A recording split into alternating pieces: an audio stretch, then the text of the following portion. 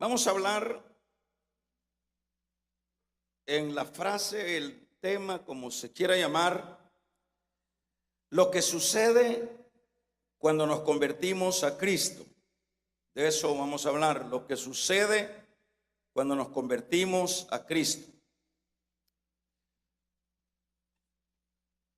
Por lo general, es bastante común escuchar a personas que por tener algún apego religioso, que por pertenecer a una iglesia o por tener algunas conductas buenas, muchas veces estas personas las escuchamos nosotros siempre decir que ya ellos son de Dios y que ellos no ponen en entredicho su pertenencia a Dios. Pues muchas veces ellos, ¿verdad?, están involucrados en cualquier movimiento eclesial. Pueden muchas veces hasta estar predicando. Presumen muchas veces porque tienen alguna tendencia de orar, porque ayunan, porque hacen buenas obras. Todas estas cosas son asuntos que llevan a la persona a creer que ya ellos tienen a Dios. Y es importante siempre, hermanos, señalar estas actitudes por el hecho de que las personas deben de ser siempre enseñadas, orientadas. ¿Qué es lo que sucede cuando la persona se convierte a Cristo? No necesariamente es pertenecer a un movimiento religioso, no es necesariamente, diríamos, presumir de hablar lenguas, presumir de predicar, presumir de orar, presumir de hacer buenas obras. Pues de eso nosotros tenemos mucho que contar o ver en nuestro entorno. Por ejemplo, se dice que los musulmanes dice que oran 3 veces al día. Bueno, pregúntele a un musulmán si le pertenece él a Dios o si es de Dios. Le va a decir que sí, porque lo que hace lo identifica que es una persona que le pertenece a Dios. Pregúntele o veamos las religiones que se fundamentan en sus obras.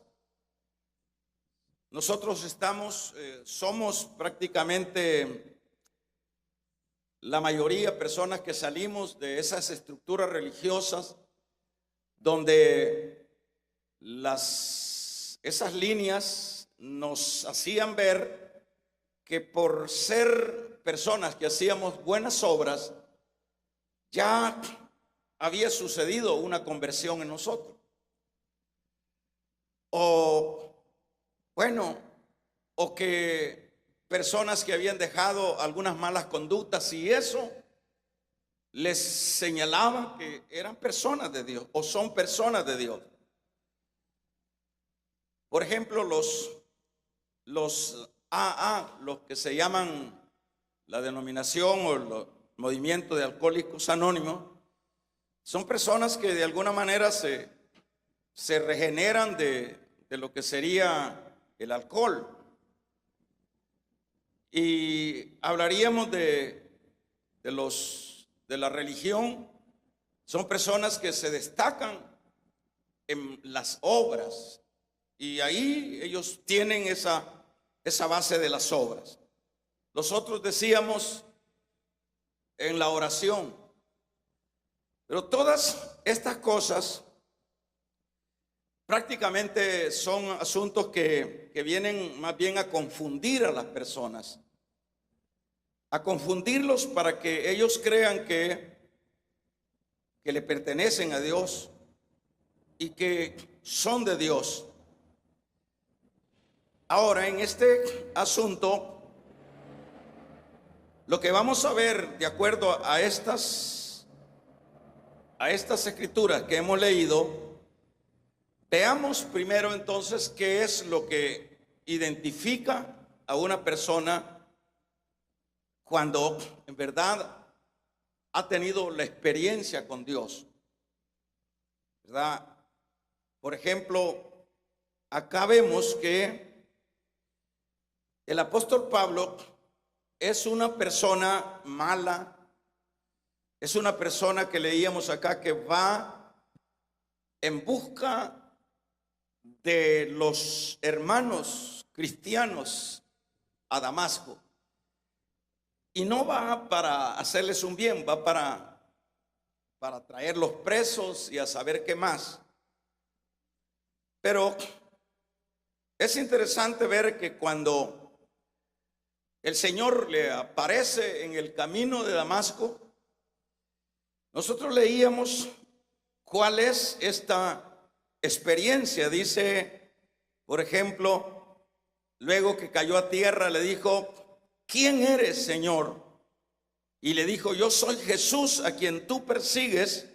Dura cosa te es dar coces con el aguijón, contra el aguijón. Y él, temblando y temeroso, dijo: Señor, ¿qué quieres que yo haga? Y el Señor le dijo: levántate y entra en la ciudad, se te dirá lo que tienes que hacer.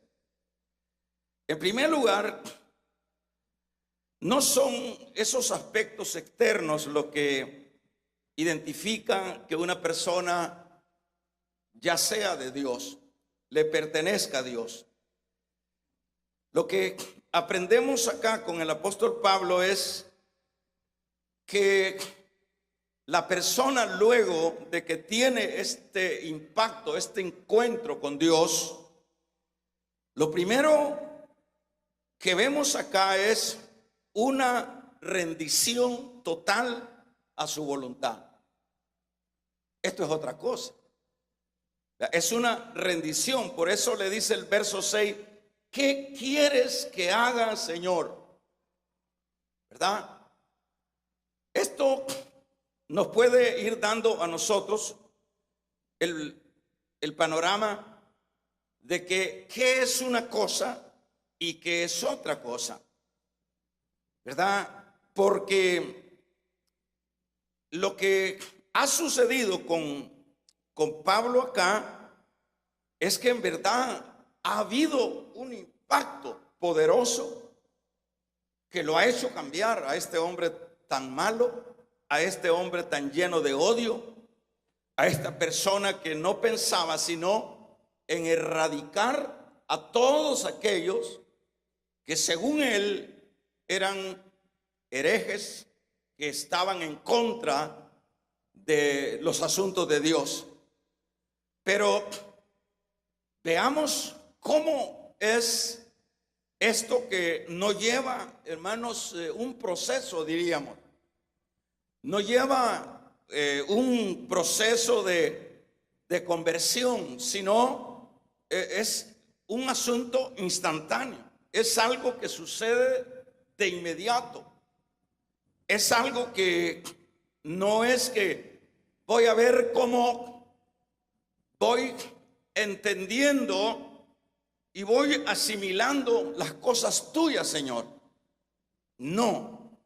Lo que vemos acá, como decíamos, en primer lugar, es una rendición total a la voluntad de Dios. Porque cuando le dice: ¿qué quieres que haga, Señor? En primer lugar, lo reconoce como Señor. Y que un fariseo de la categoría de Pablo considerara Señor a Jesús era muestra que algo había sucedido, porque Jesús para los fariseos era un impostor. Jesús para los fariseos era un falso profeta, no un señor, porque el concepto de señor pues es alguien que tiene autoridad, una divinidad. O sea, el concepto de señor de esa manera se entendía. Y por eso es que acá Pablo le dice: ¿qué quiere, Señor? Se rinde al Señor, se rinde a su voluntad. Entonces esto es lo que va a ir caracterizando a cada persona que en verdad haya tenido un encuentro con Cristo. Van a ser personas que no es que van a tener un proceso para luego abrir el corazón. Claro, hay un proceso de santificación que es otra cosa, pero la conversión es instantánea. La conversión no es un asunto, diríamos, que se da por partes. Acá vemos, y lo que muestra que es una conversión genuina es el rendimiento a la voluntad de Dios.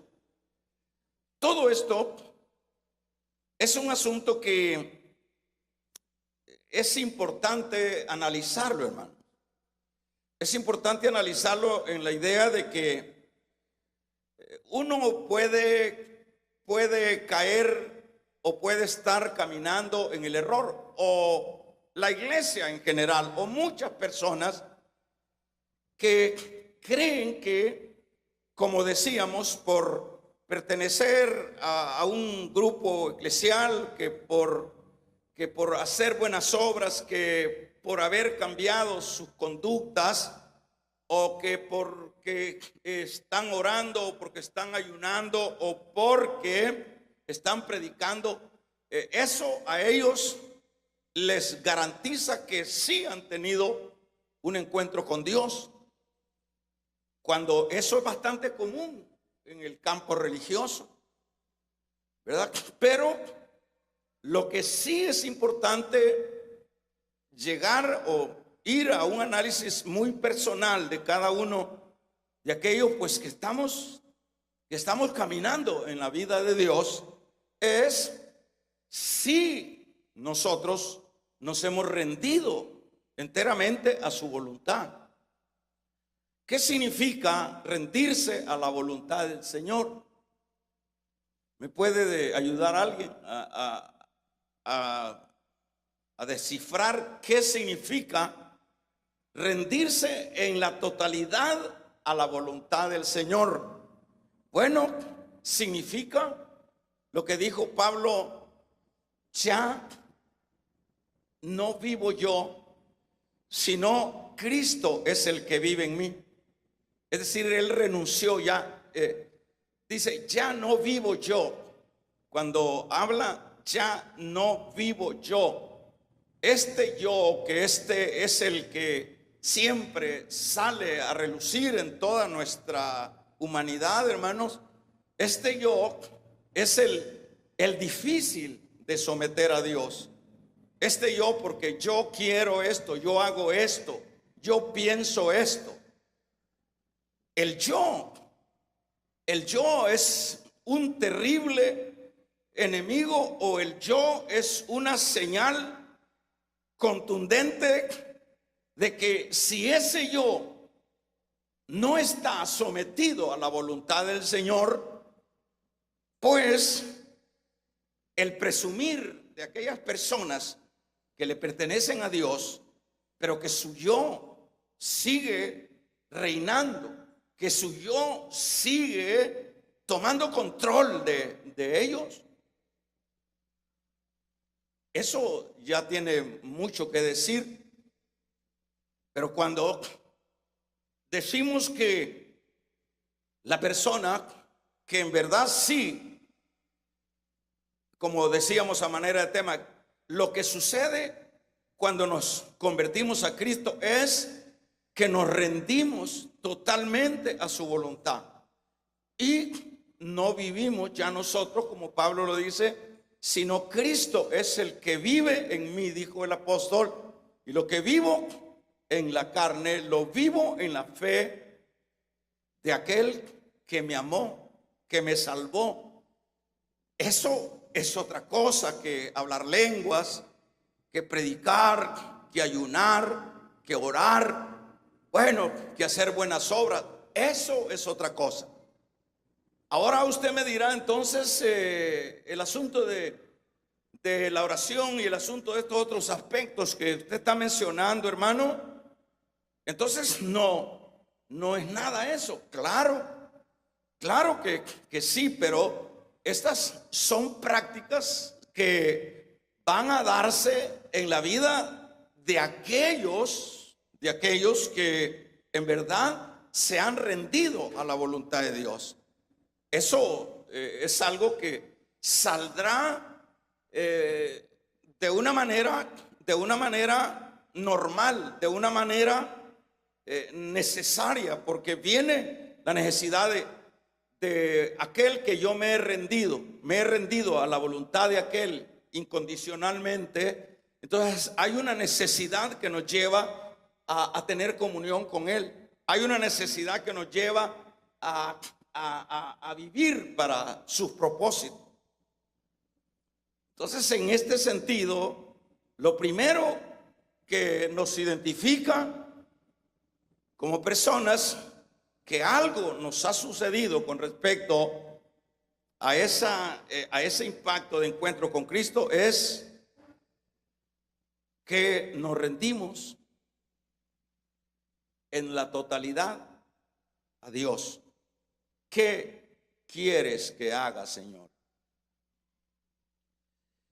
Esto lo podemos ir viendo en el desarrollo de la iglesia, hermano. Esto lo podemos ir viendo en el comportamiento de las personas en cualquier parte, en cualquier país. Si esas personas que están congregadas en esos lugares están rendidos en la totalidad a la voluntad del Señor, pues qué bien, porque eso identifica que sí han tenido una experiencia muy personal con Dios. Pero ¿será eso lo que se da, hermanos, en los ámbitos cristianos? ¿Será eso? Y parecería que como que eso indica que cuando yo pregunto, ¿será eso así? Cuando yo pregunto, eso como que da la idea de que entonces no hay nadie entonces que haya tenido esta experiencia con el Señor. Claro que sí, claro que lo hay. Y esto se muestra en que están rendidos a la voluntad del Señor. Por ejemplo, otro aspecto es el que, por ejemplo, hermanos, estas personas son personas que también presentan su vida a Dios de una manera santa. Por ejemplo, dice el libro de Romanos en su capítulo 6, dice: ni tampoco presentéis vuestros miembros al pecado como instrumento de iniquidad, sino presentad vuestros miembros a Dios como vivos de entre los muertos, y vuestros miembros a Dios como instrumentos de justicia. Esto es otro aspecto que identifica la conversión de una persona a Dios.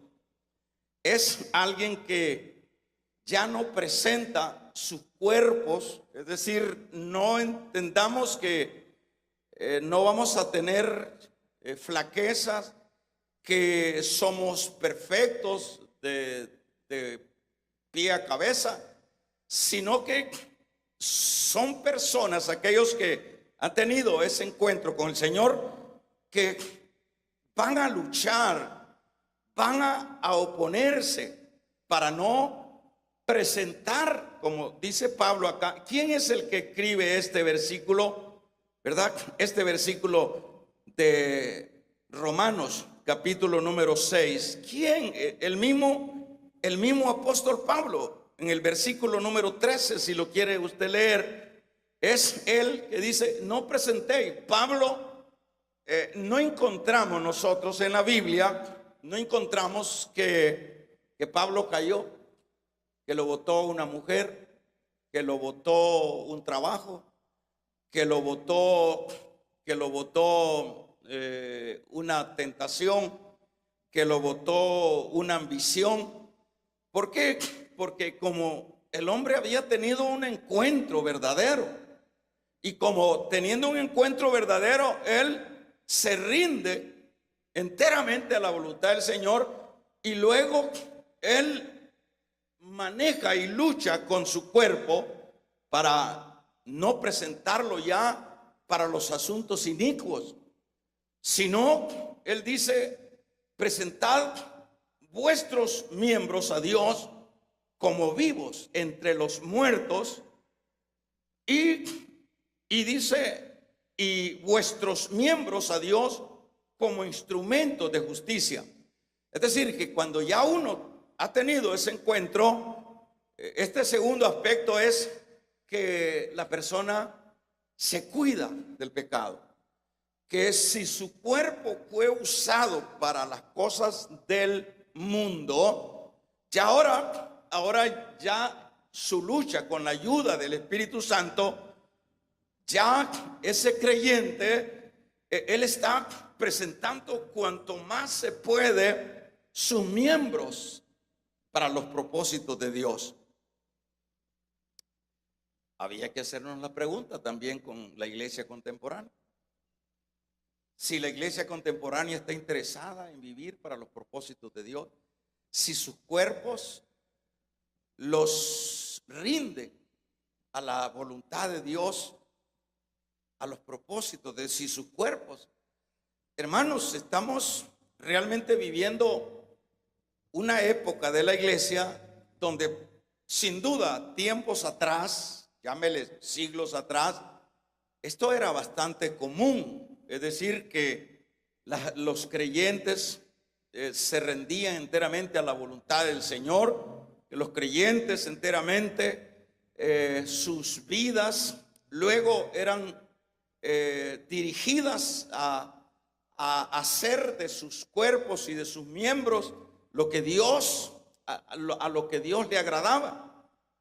Pero en este tiempo que nosotros estamos viviendo, hermanos, es una cosa bastante cuestionable.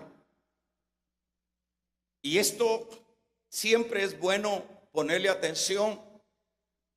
¿Por qué? Porque yo empecé diciendo qué es lo que a algunas personas les hace pensar que ya han tenido un encuentro con el Señor, ¿verdad? Y muchas veces la iglesia contemporánea, la iglesia de este tiempo, puede pensar lo mismo, ¿verdad? Que ya no necesita nada porque ya lo tiene todo, ya tiene a Cristo.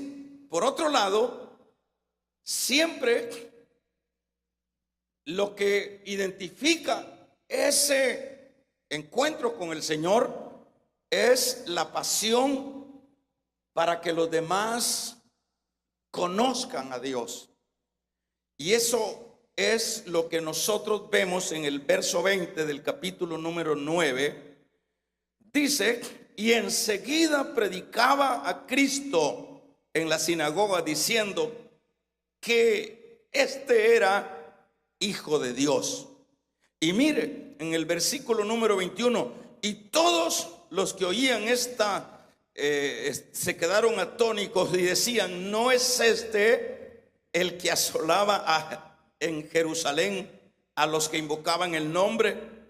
Y eso vino a hacer acá, decían los hermanitos de ahí, de Damasco, para llevarnos, para eso vino, para llevarnos presos ante los principales sacerdotes. Pero Saulo mucho más se esforzaba y confundía a los judíos que moraban en Damasco, demostrando que Jesús era el Cristo. Qué raro ese, ¿verdad? Y yo no sé qué tipo de conversión fue esta, hermano. No hay, las conversiones son las mismas. Es decir, cuando entiéndase que una conversión es que entra Dios en uno, cuando se abre el corazón, ¿verdad? Porque como dice la misma palabra, desde que creíste, desde que creíste fuiste sellado. Desde entonces no hay conversiones diversas. Pueden haber diversas reacciones, pero las conversiones son las mismas. Y en este caso nosotros estamos viendo a este hombre que en el versículo número 1 del 9, lo estamos viendo que es realmente un hombre peligroso, pero ahora lo vemos un hombre que luego le dice al Señor: ¿qué quieres que yo haga? ¿Qué quieres que yo haga? Y luego presenta su cuerpo ahora para la justicia de Dios. Y luego está involucrado en lo que es el que otros conozcan al Señor. Y dice, y se esforzaba Pablo, ¿verdad? Y se esforzaba Pablo a predicar el evangelio. Cuando nosotros, hermanos, no vamos dando esta medida, cuando nosotros no vamos dando estos parámetros, siempre es necesario que como creyentes o como personas que le pertenecemos a Dios, si esto es así, siempre es necesario que nosotros nos autoevaluemos, que nosotros nos autoexaminemos.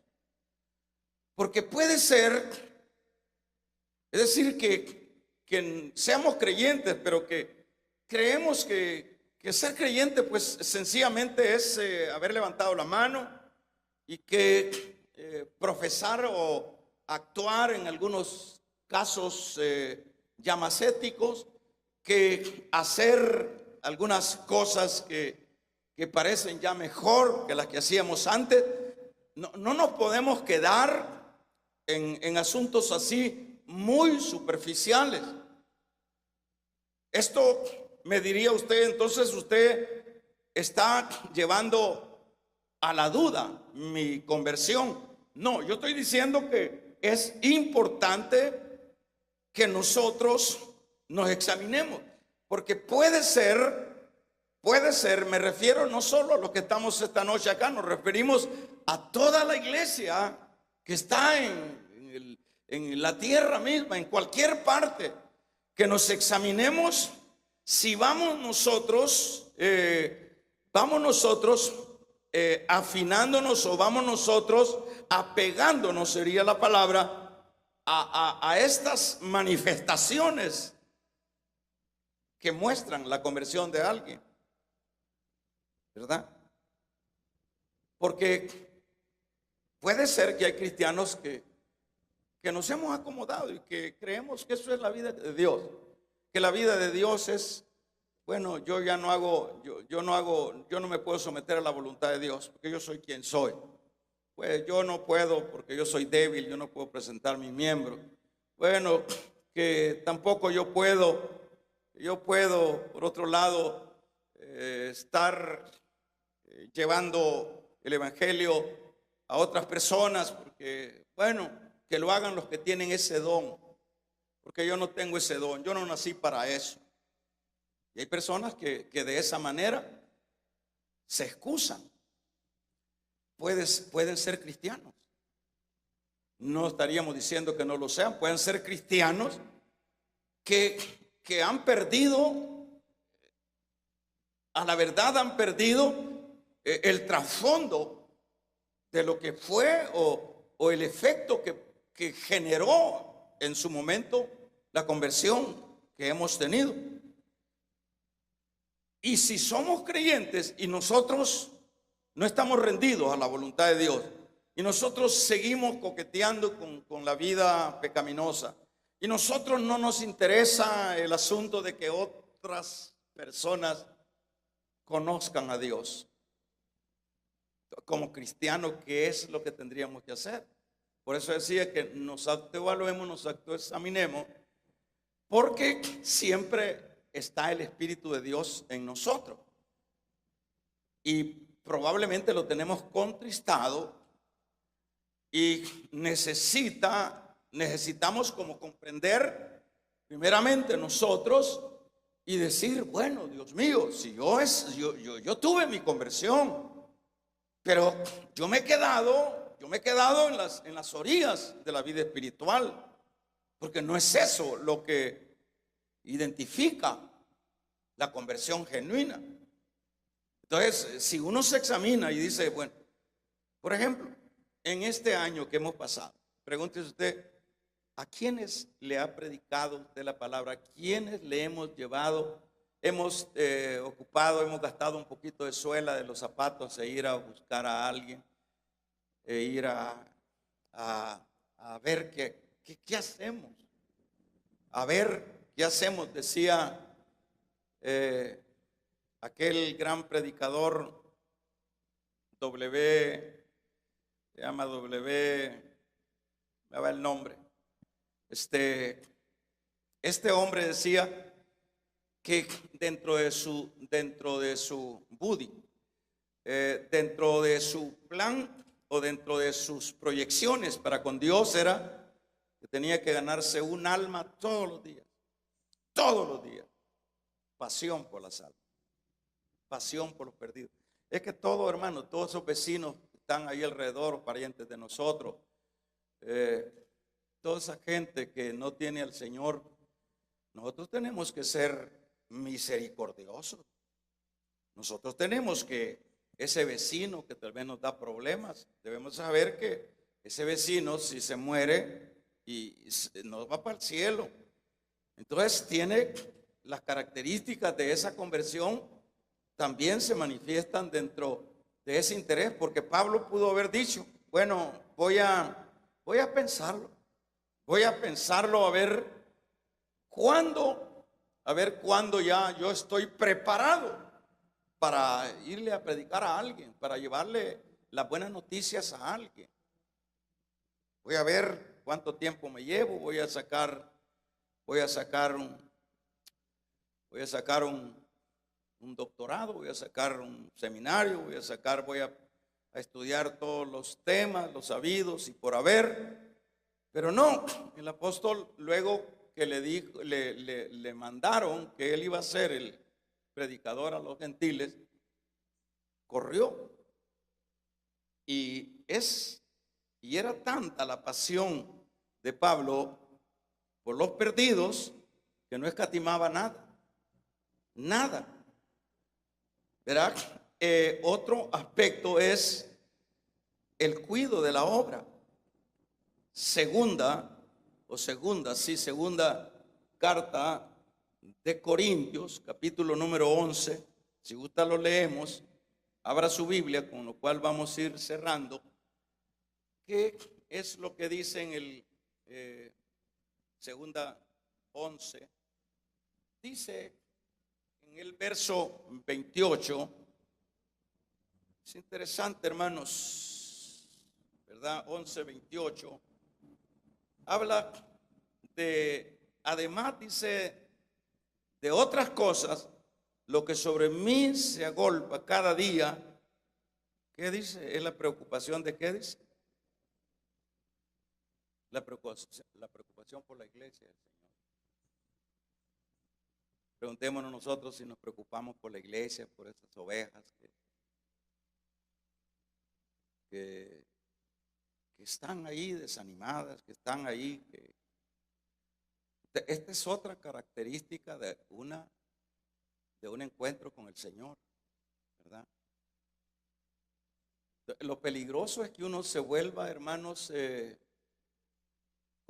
congregacional, que uno, o sea, su meta es congregarse, pero eso es como que, ¿verdad? Que que uno dentro de la vida normal se quede haciendo una actividad nada más.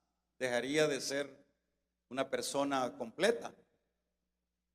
Entonces acá, imagínense lo que dice acá. Además de otras cosas, lo que sobre mí se agolpa cada día, la preocupación por la iglesia del Señor.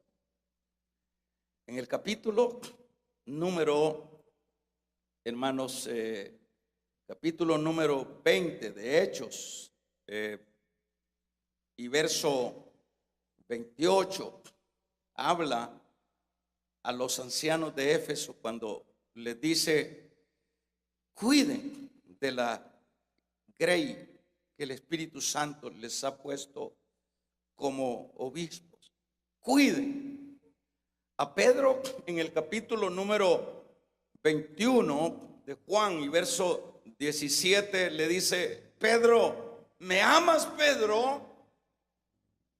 ¿Cuántas veces nosotros expresamos, la iglesia pues en general, no necesariamente yo estoy hablando aquí solamente, la iglesia en general, cuántas veces nosotros nos rasgamos las vestiduras? Yo te amo, Señor. No hay otro amor, Señor, que no sea el tuyo. Te amo, yo me muero por vos, Señor. Y le dicen palabras bonitas. Yo conozco unas mujeres de esas melancólicas que he visto en otros lados. Hey, mi amado, mi Señor, y palabras emotivas, bonitas, ¿verdad? Todas cosas, hermanos, si salen del corazón de una persona convertida, excelente, está bien. Pero muchas veces, o siempre, ese amor que el Señor le dice a Pedro, que si en verdad le ama, tiene que mostrárselo. No solo son palabras bonitas, tiene que mostrarse ese amor. ¿Y cómo se muestra ese amor, Pedro? ¿Cómo te lo muestro, Señor? Por último, Pedro le dijo: tú sabes que yo te amo. Tú sabes que yo te amo. Bueno, entonces demuéstramelo. ¿Y cómo se le va a mostrar? Con palabras bonitas. Si yo te amo, Señor, mira, yo no puedo dormir por vos, Señor. Yo te veo en todas partes, Señor, en mis sueños, Señor. Mira, Señor, yo toda la noche sueño con vos. Yo te amo tanto, Señor. Esas son palabras. El amor que Dios pide es amor de hechos, que se muestren los hechos. Por eso le dice a Pedro: pastorea mis ovejas. Pastorea mis ovejas. Y eso fue lo que hizo Pedro. ¿Y por qué hizo Pedro? Y murió predicando la palabra. Y todos estos hombres de Dios, como Pablo, como Juan, como todos estos apóstoles, predicaron la palabra porque habían tenido, hermanos, una conversión genuina. A ellos no les motivó otra cosa sino hacer la obra de Dios. Por ejemplo, volvamos a segunda carta de los Corintios, en el capítulo número 12, rapidito, hermanos, el verso número 14, también dice aquí: por tercera vez estoy preparado para ir a vosotros. ¿Y qué dice? Y no seré gravoso, porque no busco lo vuestro, sino a vosotros. Pues no deben de atesorar los hijos para los padres, sino los padres para los hijos. Dicho de otra manera, la motivación de un verdadero creyente no es qué voy a conseguir de la obra, qué voy a lucrarme de la obra. La motivación de un verdadero creyente es, ¿verdad?, no es el dinero, sino las personas. Otro aspecto es en el segundo, también segunda carta 11:24. En este 11:24 habla el apóstol: de los judíos 5 veces he recibido 40 azotes menos uno. 3 veces he sido azotado con vara, una vez apedreado 3 veces, he padecido náufrago una noche y un día he estado como náufrago en alta mar y en camino de muchas veces en peligro de ríos, peligro de ladrones, peligro de mi nación, peligro de los gentiles, peligro de la ciudad, peligro del desierto, peligros en el mar, peligros de los falsos hermanos, en trabajos, en fatigas, en muchos desvelos, en hambre, en sed. Bueno, eso también lo que nos dice es que la conversión genuina permite mantenerse firme en medio de las pruebas. No lo mueven. Y no es que no pueda haber, hermanos, un dardo que golpee, pero no se queda ahí. Ellos se mantienen en las pruebas. Ellos se mantienen firmes en medio de las pruebas. Porque aquí está, esta lista que está dejando Pablo acá es una lista tenebrosa, terrible. Cuántos golpes ha aguantado, azotes de una y de otra manera. Nosotros no sabemos, hermano, nosotros lo que decimos últimamente es que Cristo viene y que nos va a llevar y que está a punto de regresar.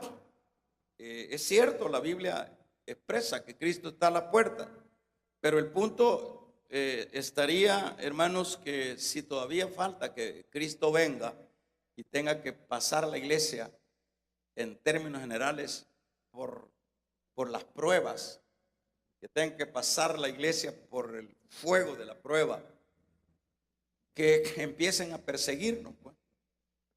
Empiecen a perseguirnos y sucesivamente. Ahí había que ver si hay una verdadera conversión. Si la hay, uno se mantiene en medio de las pruebas. Pero ¿qué es lo que pasa? La gran mayoría, luego un problemita, ya la gente anda desanimada, ya no quiere nada con Dios. ¿Habrá sido convertido? Estas cosas siempre es necesario analizarlas. Claro que esto solo se puede probar en el momento de la angustia. Se puede probar, ¿verdad? Porque uno así teóricamente puede decir, sí, yo me voy a mantener, sí, vamos a mantener. Nos vamos a mantener. Sí, pero a la hora de la prueba, como dicen, una cosa es mandarla a llamar y otra es verla venir. Ya ver encima la prueba y mantenerse ahí. ¿Y qué nos hace? Va a haber debilidades. Por ejemplo, Pedro, es interesante ver que en el momento de la prueba, no era que le iban a dar el título de papa el siguiente día que lo iban a sacar a la plaza. El siguiente día que lo iban a sacar era para matarlo. Pero el hombre estaba dormido, tranquilo, en las cadenas, en la oscuridad, con las cucarachas. Le costó al ángel despertar.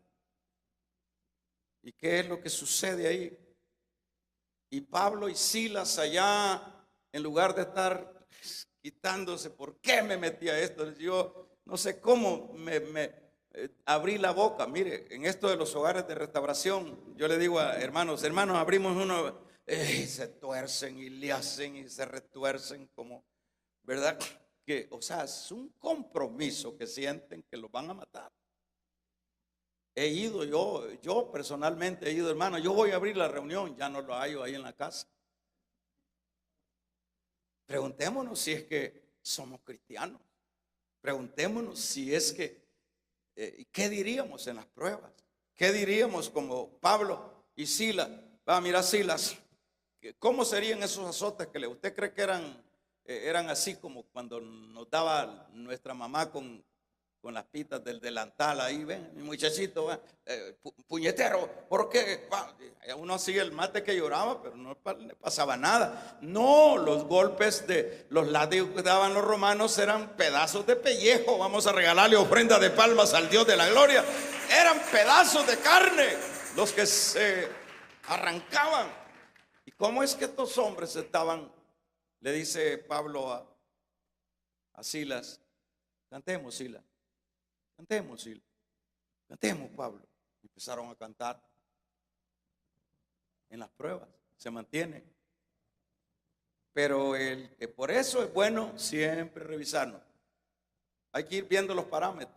Vamos a ver, por lo menos ahorita coincidimos allí, tenemos un evento y vamos a ver qué interés le ponemos. Mire, bien peligroso, man. Le voy a contar algo antes de finalizar. Cuando nosotros recién venimos acá a este lugar tenía litigios y